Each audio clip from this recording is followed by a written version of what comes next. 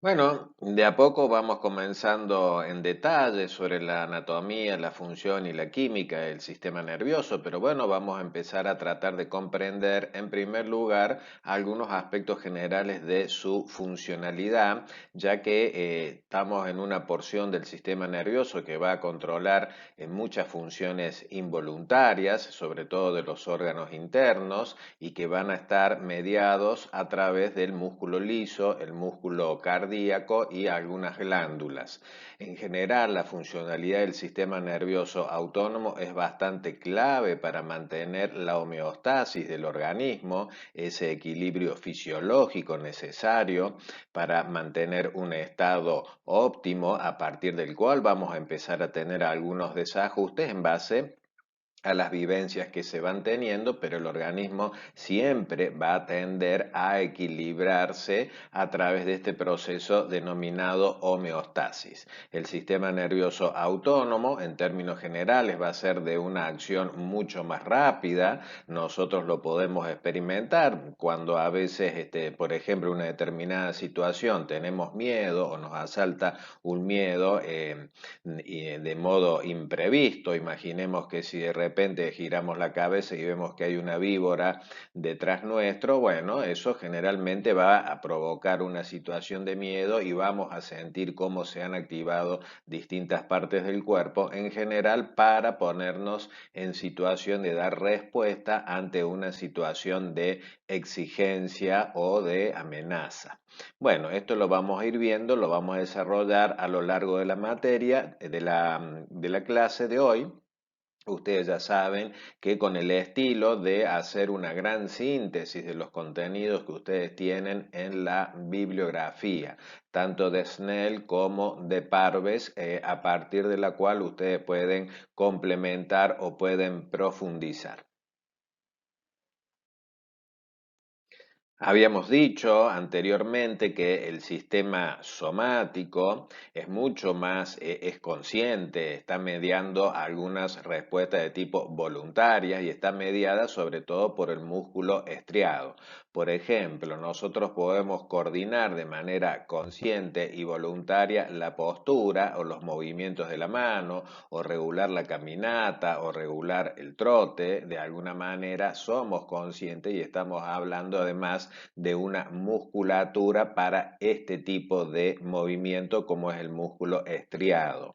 Esto lo hemos visto en las clases precedentes y ahora empezamos a entender que existe otro tipo de movimientos, pero que estos se regulan de una manera involuntaria o de forma automática. De ahí viene el nombre para esta porción del sistema nervioso denominado autónomo.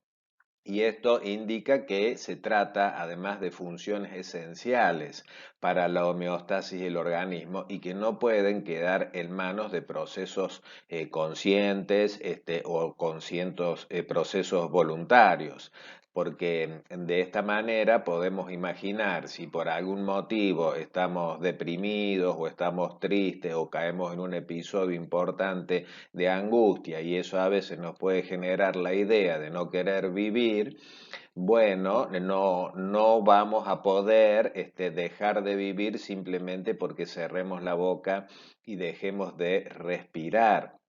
¿Esto qué quiere decir? Que va a haber funciones que van a estar reguladas de una manera involuntaria y de una manera automática y que por más que nuestra voluntad nos diga quiero que se me pare el corazón o quiero dejar de respirar, no lo vamos a poder hacer porque estas funciones están para garantizar funciones muy vitales y de modo automático y de modo independiente de lo que acontece en procesos psicológicos la mayoría de las veces.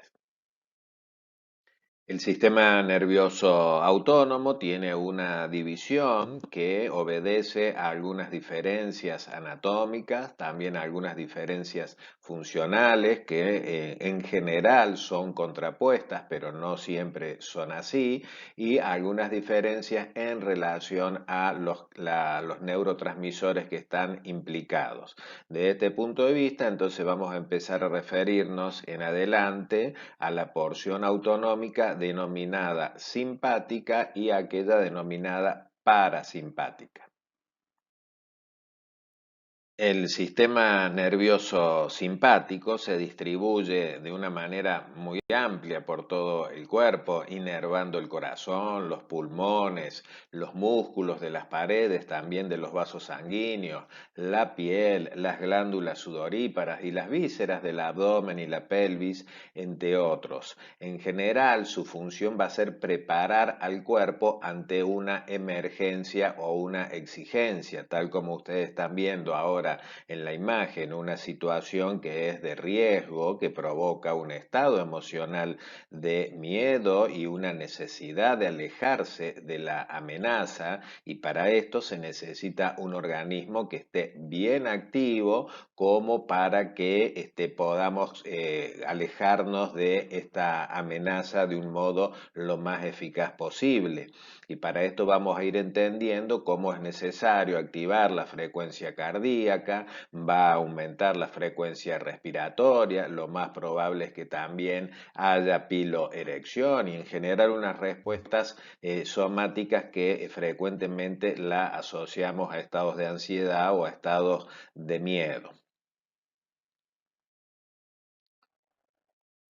Nos podemos preguntar entonces qué ocurre en el cuerpo ante una situación que se valora como de emergencia, como de amenaza o también como de exigencia. Desde este punto de vista vamos a necesitar el organismo que esté activo, que nos favorezca o nos facilite una respuesta de alguna manera que nos permita alejarnos de una situación de amenaza o bien afrontarla de un modo más asertivo. Desde este punto de vista vamos a ver cómo el organismo para esto aumenta su frecuencia cardíaca, aumenta la presión arterial. Esto es como resultado de que se contraen las paredes de los músculos de las arterias y va a haber una redistribución de la sangre abandonando la piel. Por eso vieron cómo a veces uno se refiere a algunos estados de miedo como que la persona se quedó pálida frente a una determinada situación, y eso es porque la piel abandona, perdón, la sangre abandona la piel de la cara y se va a otros lugares donde es más necesaria porque está habiendo mayor activación. También en el tubo gástrico vamos a entender cómo se va a ir comprometiendo, y en general se trata de toda una activación que intenta poner un estado de alerta donde la frecuencia cardíaca y la activación del músculo esquelético es bastante importante. Además, se dilata la pupila de los ojos, esto para poder que ingrese mayor luz y se pueda valorar de mejor modo la situación. Se inhiben los músculos de intestino, por el contrario, la vejiga, y se cierran los esfínteres, dado que no es un momento para satisfacer necesidades muy básicas, cuando de alguna manera estamos activando respuestas frente a situaciones de emergencia, amenaza o de exigencia. También podemos decir que produce piloerección y sudoración. En síntesis, se trata de una serie de respuestas que vamos a poder sentir más o menos como suelen sentir los estudiantes al momento de rendir un examen. Ustedes tendrán alguna experiencia desde este punto de vista, y es probable que frente a esa exigencia hayan sentido algún incremento de la frecuencia cardíaca o hayan sentido a lo mejor cómo se les ha erizado la piel. En algunos casos hasta pueden llegarse a ponerse pálidos a lo mejor frente a los estímulos que implica las preguntas, el examen, etcétera. ¿Sí? Entonces no pensemos siempre que estamos en situaciones de emergencia como si nos estuviera siguiendo un toro, como se vio en la imagen anterior, sino que puede ocurrir que en la vida cotidiana tengamos situaciones de exigencia que nos lleven a esta activación de distintos órganos que hacen al organismo y que debe luego regularse después de este proceso de activación. Lo interesante de esto es que traten de imaginarse, a ver, ¿qué ocurriría con el organismo en un estado de activación permanente o crónico, producto de un estado psicológico? Entonces, empecemos a preguntarnos esto. ¿Qué pasa con una persona que vive en un estado crónico de respuesta frente a situaciones de amenaza o de exigencia? Entonces, evidentemente, esto puede llegar a traer problemas en el campo de la salud física. El sistema nervioso, por el contrario, tiende a la conservación o a la recuperación de la energía. Para esta función vamos a ver que va a disminuir la frecuencia cardíaca, la presión arterial, va a relajar los músculos, pero por otro lado va a contraer la pupila, ya que no es necesario el ingreso de tanta luz como para valorar una situación de complejidad como podría ser una situación de exigencia o de amenaza. Por el contrario, aumenta el peristaltismo que hace a la motilidad intestinal, también aumenta la actividad glandular, abre los esfínteres y contrae la pared de la vejiga. De este punto de vista podemos representar un dominio de la actividad parasimpática en una imagen como la que ustedes ven, alguien que puede estar en un estado de relajación, o a veces nos podemos representar la modorra ligera que puede invadirnos después de haber comido o almorzado, digamos, de un modo importante. Entonces, ¿qué pasa? El organismo ahora necesita activar algunas funciones para poder recuperar energías, y en este punto de vista se van a tornar más activas aquellas partes del organismo implicadas, como por ejemplo lo que hace a los procesos digestivos y de motilidad intestinal. También es cuando se abren los esfínteres, ¿sí? Por eso que está muy asociado la necesidad de ir al baño después de comer, ¿sí? Pero por otro lado, debe haber una disminución de la frecuencia cardíaca y de la presión arterial, y se deben relajar los músculos, ya que la sangre, diríamos metafóricamente, que se concentra en aquellas regiones como el abdomen, por ejemplo, que están muy activas para recuperar energías. De este punto de vista, entonces, podemos ir entendiendo que el sistema nervioso autónomo en su división simpática y parasimpática están representando un sistema complejo de gasto de energía de frente a situaciones de exigencia y de luego una necesaria reposición y conservación de energía. Y de esta manera es como vamos manteniendo un equilibrio fisiológico en el organismo que lo vamos a llamar homeostasis. Comprendiendo algunos aspectos funcionales de las divisiones del sistema nervioso autónomo, vamos a empezar a ver ahora que existen también algunas divisiones anatómicas que hacen a la constitución de estas distintas partes del sistema nervioso autónomo. Acá a la izquierda tenemos una representación de la estructura anatómica del sistema simpático, donde vamos a ver que desde la médula espinal, como tenemos acá, y yo estoy marcando los segmentos de la médula espinal desde el segmento torácico o dorsal 1 hasta el segmento lumbar 3, vamos a ver cómo desde los segmentos medulares allí se va a encontrar la primera neurona, particularmente en las astas laterales de la médula que hemos visto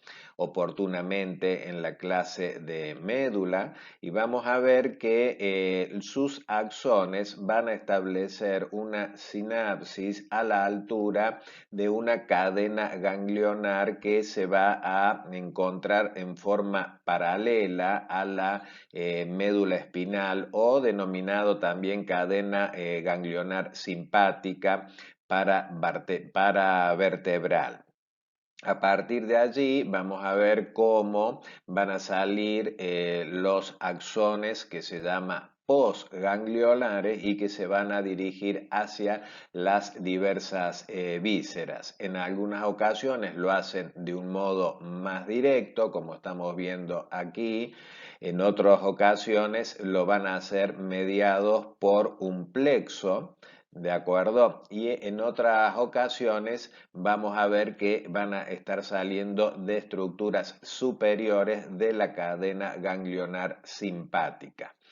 Esto difiere notablemente, si ustedes ven a primera vista, de la estructura del sistema nervioso parasimpático, que vamos a tener las primeras neuronas alojadas a la altura del tronco encefálico, y ahí hemos visto los pares craneales, ¿no es cierto?, que están ahí a la altura de los pares craneales el 3, el 7, el 9 y el 10, ¿sí?, que están vinculados a la actividad de los movimientos oculares, el nervio facial, el glosofaringeo y el nervio vago. ¿Sí? Vamos a ver que acá, en este caso, la primera neurona va a tener una larga prolongación hasta hacer sinapsis con la neurona postganglionar, que están muy cerca de las vísceras. ¿Sí? Lo mismo vamos a tener ahora un conjunto de neuronas preganglionares, pero que van a partir de las regiones sacras. Entonces, desde este punto de vista ya empezamos a entender algunas diferencias anatómicas, tanto desde el punto de partida donde están las primeras neuronas, hasta la longitud que van a cobrar los axones de las neuronas postganglionares.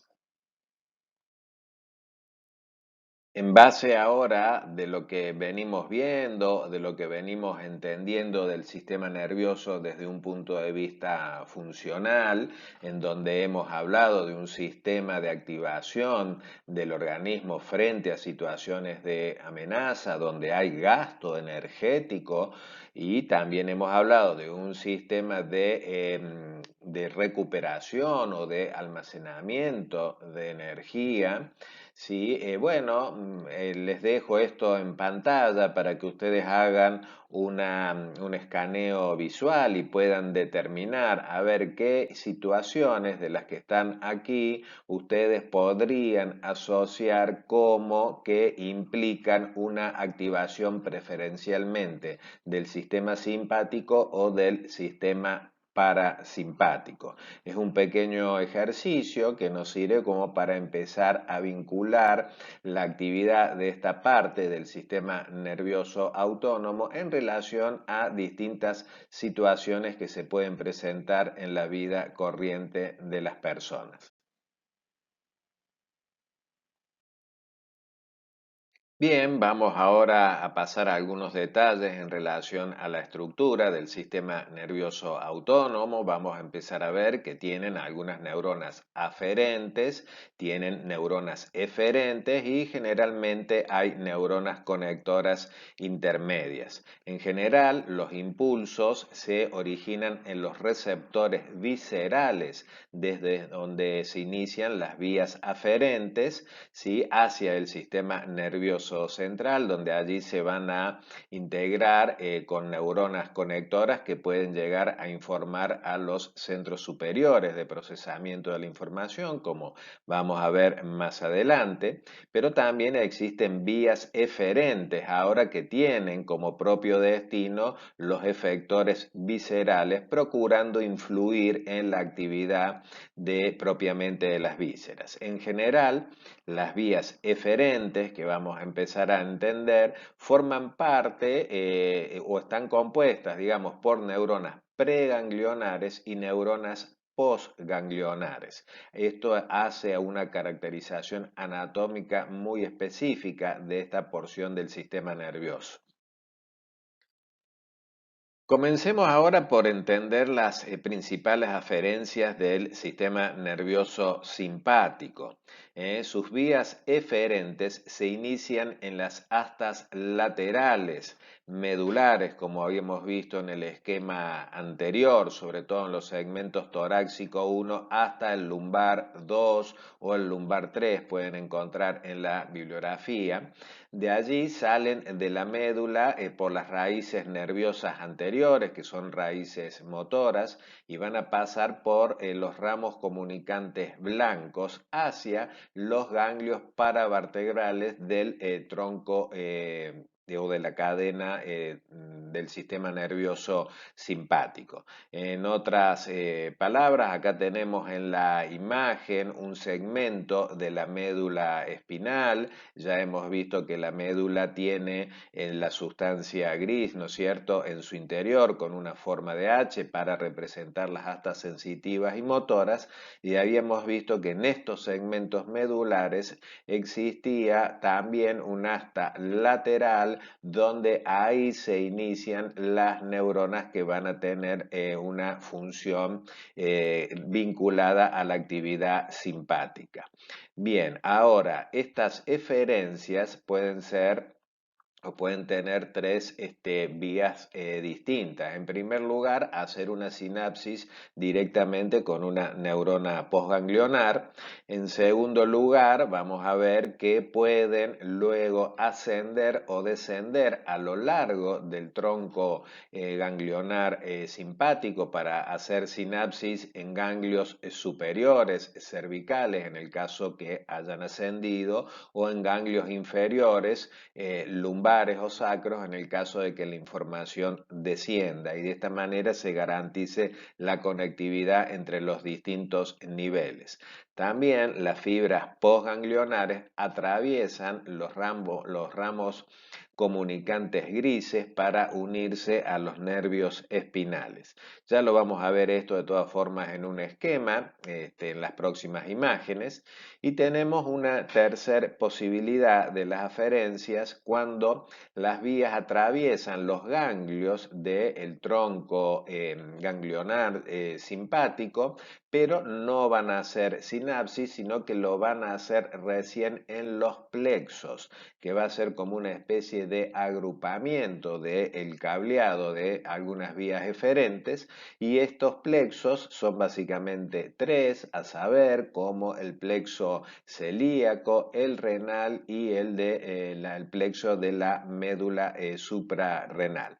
Lo que es importante también comenzar a entender algunos aspectos relativos a la neurotransmisión que están implicados en el sistema nervioso, en este caso simpático, donde vamos a tener en primera instancia en lo que hace a la sinapsis de las neuronas preganglionares con la postganglionares la participación del neurotransmisor acetilcolina, pero esto va a cambiar cuando hablamos de ya la conectividad de las neuronas postganglionares con las vísceras, en donde aquí se va a involucrar el neurotransmisor noradrenalina. Esto es muy importante, así que vayamos registrando esto.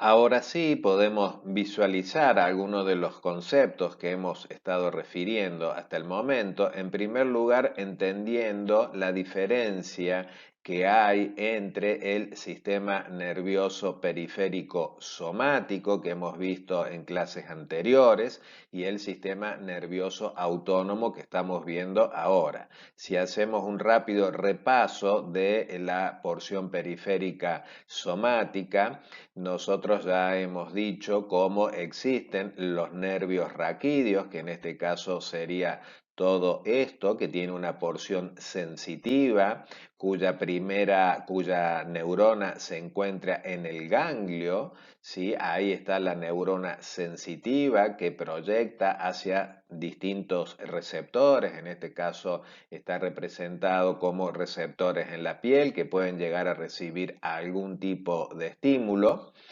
Por ejemplo, en naturaleza táctil, esa información es tomada por el receptor, tomada sí, por el receptor. La información que puede tener distintas formas de energía, en este caso presión, va a ser transducida en una energía que es la energía eléctrica que caracteriza el sistema nervioso. ¿Sí? Luego esta vía sensitiva va a ingresar por las regiones posteriores, ahí va a haber la conexión con una neurona conectora y luego pasamos hacia la conexión con una neurona motora que finalmente va a hacer sinapsis de alguna manera con el músculo a través de la placa motora. Acá estamos hablando de músculo de naturaleza estriada y esto es lo que posibilita en gran medida los movimientos voluntarios o también podemos hablar de movimientos reflejos en el caso de que no tengamos neuronas conectoras y la información no haya salido del segmento medular correspondiente. Fíjense ahora la diferencia que hay en relación a la estructura del sistema nervioso autónomo, donde habíamos dicho que partíamos desde las vísceras, como acá tenemos representada, parten de allí las vías aferentes, de acuerdo, en este sentido, la información vemos cómo se introduce directamente en el nervio, aquí tenemos la neurona en este ganglio y el nervio va a entrar por las áreas posteriores medulares y va a tomar contacto con una neurona motora del sistema nervioso autónomo y esta neurona ahora, que forma parte del sistema simpático, que está ubicada, ustedes están viendo, en la región lateral de la sustancia gris, en el asta lateral, ¿no es cierto?, de la sustancia gris medular, habíamos dicho que podía seguir tres vías o tres caminos distintos.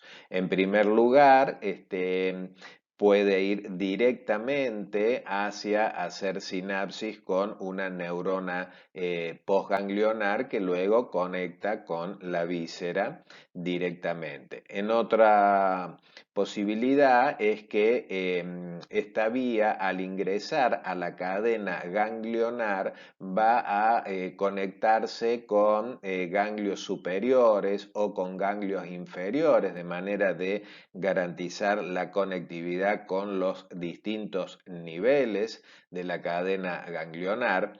Y finalmente existía una tercera posibilidad que ahora, saliendo de la cadena ganglionar, empezaran a estos nervios a agruparse en determinados plexos, ¿sí?, que serían como un agrupamiento de todo un cableado en común para luego inervar distintas vísceras. Entonces, como estamos viendo, tiene una configuración anatómica diferencial del sistema nervioso periférico somático. En síntesis, para el sistema nervioso simpático, las neuronas preganglionares están en la región intermedia lateral o en el asta lateral de la médula espinal, de la sustancia gris, en los segmentos torácicos desde el torácico 1 hasta el lumbar 2, o pueden llegar a encontrar el lumbar 3 en la bibliografía, como estamos viendo acá en la imagen, estos segmentos medulares, y acá estamos viendo la región lateral y una ampliación de la sustancia gris medular para visibilizar de mejor modo las astas laterales donde se encuentran las neuronas preganglionares. Luego, los cuerpos postganglionares de las neuronas se encuentran en los ganglios vertebrales que corren a lo largo y en forma paralela a la médula espinal. Y tengamos muy presente que para el sistema nervioso simpático, el neurotransmisor preganglionar es la acetilcolina, y el neurotransmisor postganglionar, el que ya va a tener un efecto sobre las vísceras, es la noradrenalina. Con un poquito más de detalle en relación a estas vías que corresponden al sistema nervioso autónomo simpático, tengan presente, ¿no es cierto?, como venimos diciendo, que la primera neurona se encuentra en el asta lateral medular. Recuerden siempre estos segmentos medulares.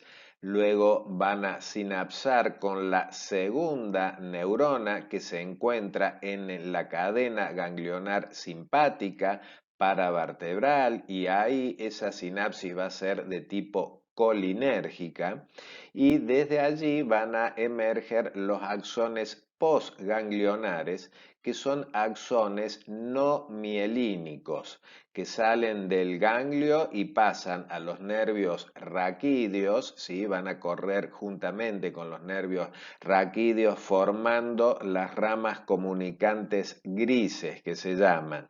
Son ramas grises, se le denomina porque al ser digamos, amielínicas, no van a tener mielina que le daría la configuración blanca. Entonces tengamos en cuenta eso, y ustedes ya saben la diferencia entre la conducción mielínica y amielínica.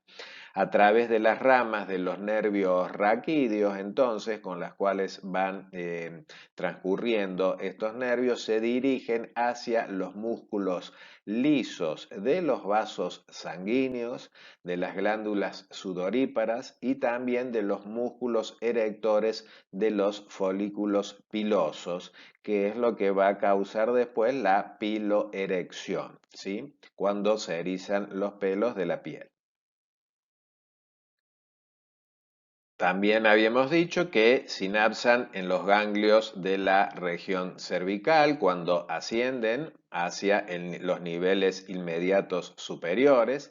Allí las fibras postganglionares van a pasar a través de las ramas comunicantes grises para unirse a los nervios raquídeos, pero cervicales en estos casos, o el lumbar inferior, el sacro y el coccigio.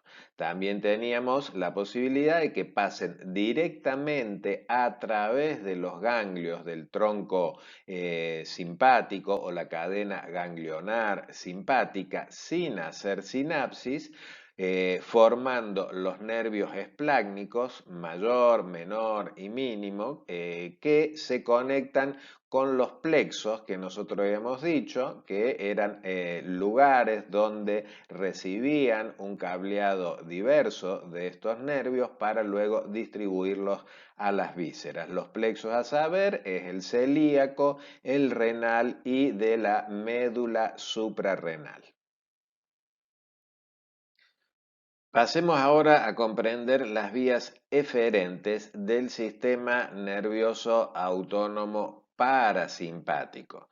En esta división del sistema nervioso, las vías eferentes se originan a la altura del tronco del encéfalo y forman los núcleos de los nervios motor ocular común, que es el par 3, el nervio facial, que es el par 7, el glosofaringio, que es el par 9, y el nervio vago, que es el par 10. ¿Sí? También vamos a ver que estas vías se originan a la altura de los segmentos sacros de la médula espinal, particularmente los segmentos del 2 al 4. ¿Sí? Y luego los axones van a salir dentro de los nervios craneales. De alguna manera van a correr dentro de estos nervios, procurando llegar hacia las vísceras, por eso que van a hacer sinapsis en ganglios, ¿sí? Que van a estar muy cerca, muy próximo de las vísceras, a diferencia del sistema nervioso parasimpático, donde habíamos visto que la cadena ganglionar se encontraba de manera paralela y muy cercana a la médula espinal. En este caso, para el sistema nervioso parasimpático, los ganglios van a estar mucho más alejados de la cadena simpática o, si se quiere, de la médula, y van a estar muy próximos a las vísceras, lo que quiere decir que las neuronas y sus proyecciones postganglionares van a ser muy cortitas, ¿sí? Por eso las fibras postganglionares son amielínicas, son muy cortitas y tienen una estructura que es más o menos similar a un acordeón, donde se libera el neurotransmisor acetilcolina y lo hace de un modo bastante difuso, como para llegar a distintas regiones o zonas de las vísceras que están tomando contacto. En el sistema nervioso parasimpático, tengamos presente ahora que desde un punto de vista neuroquímico, el neurotransmisor implicado en la sinapsis de la neurona preganglionar con la postganglionar va a ser la acetilcolina, y ese mismo neurotransmisor se mantiene también para la conexión entre las neuronas postganglionares y el efecto ulterior en las vísceras. En imagen tenemos acá la participación de la acetilcolina como el neurotransmisor que está implicado tanto a nivel preganglionar como postganglionar en el sistema nervioso parasimpático. En términos generales, se observa que un estímulo único provoca un potencial postsináptico excitatorio rápido, que generalmente esto implica una acción en receptores de tipo nicotínico, que son receptores, como ya vamos a ver más adelante, de una acción rápida. Esto es lo más frecuente que ocurra. También puede ocurrir, sin embargo, que la continuidad o la permanencia de la estimulación puede producir potenciales posinápticos excitatorios o inhibitorios, pero de de más lentos, ¿no es cierto? Y esto se debe a la actuación en receptores muscarínicos. Entonces, a partir de esto, por lo menos vamos introduciendo la posibilidad de actuación del el neurotransmisor acetilcolina en dos tipos de receptores, nicotínicos o muscarínicos, como vamos a ver un poco más adelante. Bueno, la presente imagen es tomada del libro de Parves, es como para que se haga una rápida síntesis de las principales diferencias anatómicas de las divisiones autonómicas simpáticas y parasimpáticas. Acá en rojo tiene el sistema nervioso simpático. La idea es que podamos visualizar cómo las neuronas parten de las astas laterales de la médula espinal, de los segmentos torácico 1 al lumbar 2 o al lumbar 3. Vamos acá ver también la cadena ganglionar, cómo se extiende de modo paralelo a ambos lados de la médula espinal, y ahí va a haber un contacto con la neurona postganglionar, ¿sí? Que finalmente proyecta hacia las vísceras. Fíjense la diferencia que hay bastante marcada con el sistema nervioso autonómico parasimpático, que lo estamos viendo en azul, no solamente porque parte desde segmentos del tronco, en donde allí está dentro de los núcleos de los pares craneales que ya vimos, y también de los segmentos sacros en las regiones inferiores, sino que es interesante ver cómo estas neuronas preganglionares, fíjense que son de mucho mayor longitud y van a tomar contacto con la neurona postganglionar, que en general se encuentran muy cerca de las vísceras.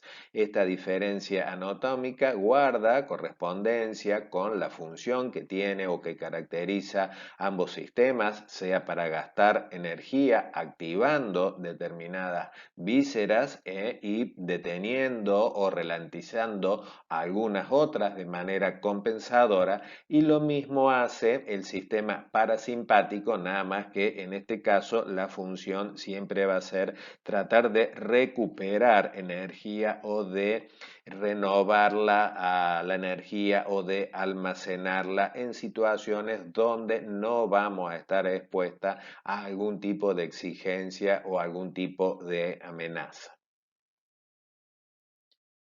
Otra división que es bueno hacer referencia cuando hablamos de sistema nervioso autónomo, más allá de las divisiones que hemos visto entre sistema simpático y parasimpático, también es oportuno considerar el sistema nervioso entérico. Esta es una porción en donde la inervación está especializada más en relación a lo que hace al intestino, desde el esófago hasta el conducto anal. Ustedes están imaginando ya que tiene una larga trayectoria. Es una región que implica una división denominada sistema nervioso entérico, en donde allí se encuentran neuronas al punto tal que en algunos aspectos se piensa que existirían más neuronas en el intestino que en la médula. Fíjense la importancia de que tendría esto y de que hablaría de que estas regiones tendrían alguna funcionalidad que opera con cierta independencia en relación a la supervisión que tendría el sistema nervioso autónomo, tanto simpático como parasimpático.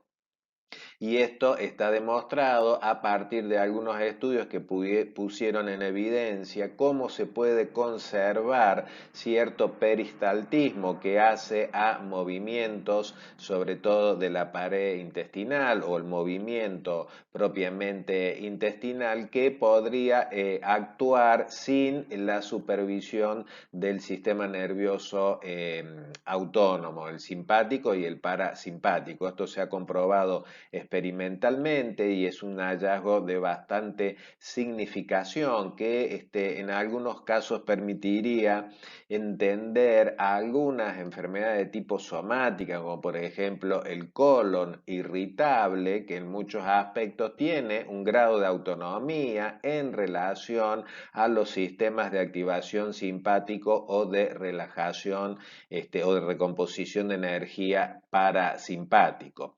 Ustedes saben que estas enfermedades están caracterizadas, por ejemplo, por una rápida urgencia en materia de evacuación de los intestinos, por una actividad de la motilidad intestinal que no responde o que transcurre de forma independiente a la supervisión normal que tendría del sistema nervioso autónomo. Por supuesto que esto también está muy implicado con algunos componentes que derivan del procesamiento cortical y que involucra algunos aspectos psicológicos. El sistema entérico, lo que sí hay que saber como parte de su estructura anatómica, que comprende dos plexos a lo largo de todo el tracto gastrointestinal.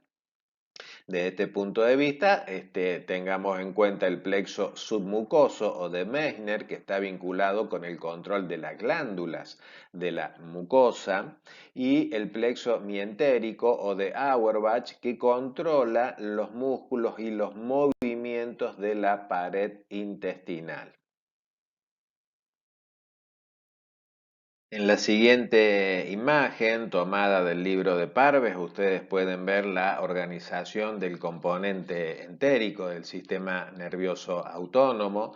En primer lugar, podemos ver a la izquierda la inervación simpática y parasimpática del sistema nervioso entérico. Fíjense, aquí vamos a empezar a ver en la región inferior izquierda, sí, la inervación simpática, que habíamos dicho que partíamos de segmentos medulares. Acá tendríamos una porción de la cadena ganglionar paravertebral y luego teníamos acá toda la prolongación postganglionar hasta llegar a la inervación de la pared intestinal. En este caso, donde están las neuronas intrínsecas de los plexos intestinales. Por otro lado, veamos la inervación correspondiente a la región parasimpática, que habíamos dicho que desde el tronco encefálico y particularmente de núcleos de nervios craneales como el nervio vago o el par 10, transcurre la cadena preganglionar, que fíjense que en este caso es bastante prolongada, ingresando a la pared intestinal donde toma contacto con la neurona parasimpática postganglionar y de esta manera se conecta con la porción que hace al sistema nervioso entérico. Ahora, si hacemos una ampliación de este sistema nervioso, acá vamos a ver a la derecha, vamos a ver las neuronas del plexo submucoso, que es el plexo de Meissner, que está vinculado con aspectos secretorios de la función intestinal. ¿Sí? Acá lo tenemos, y el plexo mientérico, o el plexo de Auerbach, como habíamos dicho, implicado con la motilidad intestinal denominada el peristaltismo. Entonces ahí tenemos el submucoso, fíjense que estos son como capitas iniciales, ¿no es cierto? El submucoso está en regiones más interiores, fíjense acá están teniendo representación de la mucosa, que esto es muy importante para secretar determinadas sustancias o jugos, ¿sí? Y por otro lado, en una porción más superior de la capa del intestino tenemos el plexo mientérico o de Haber-Wach, que está muy implicado en los movimientos que va a tener el intestino para hacer el paso de la circulación de la materia que lo va llenando, a partir de lo cual se trata de extraer los nutrientes en base a lo que se ha ingerido. Estos movimientos de los intestinos se denomina peristaltismo.